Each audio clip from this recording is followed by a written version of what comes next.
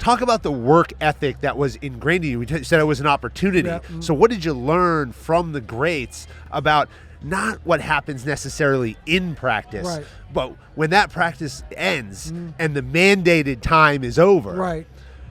it's the rest of the work Yes. that creates the championship. The greatest player I ever played with is Larry Bird. Not even a question. I played with some great players, some great young players. I got a chance to play with young Vince Carter, Tracy McGrady, played with Reggie Lewis. I played with some great players. Larry Bird was the best player I ever played with. Why?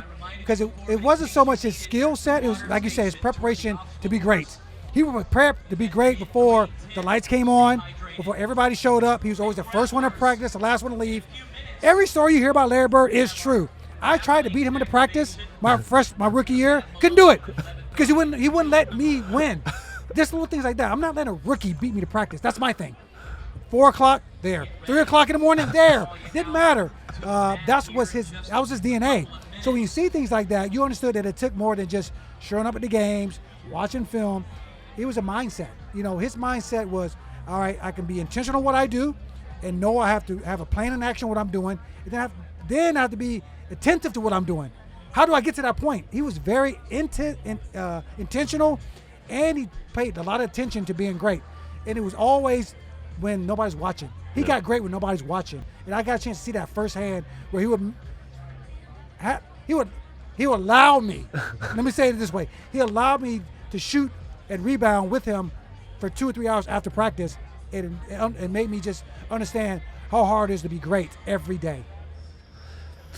And he saw the development. Yes. And he took it upon himself, though, to also say, I have a responsibility to develop the rest of this team. Yes. We talk about team ability, and the team ability being the teamwork part of elite performance. Yes.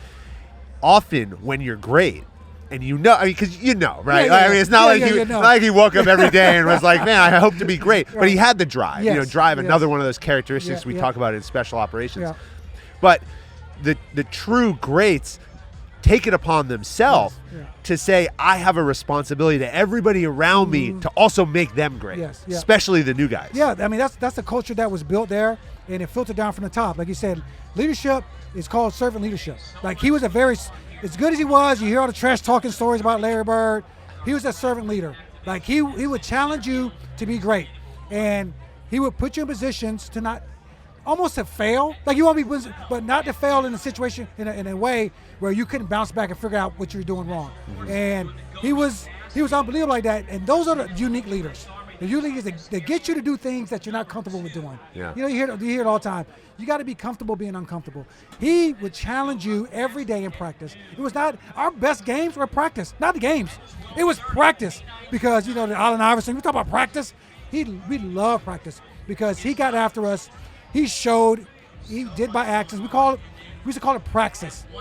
His actions and his behaviors dictated and determined his values and his goals.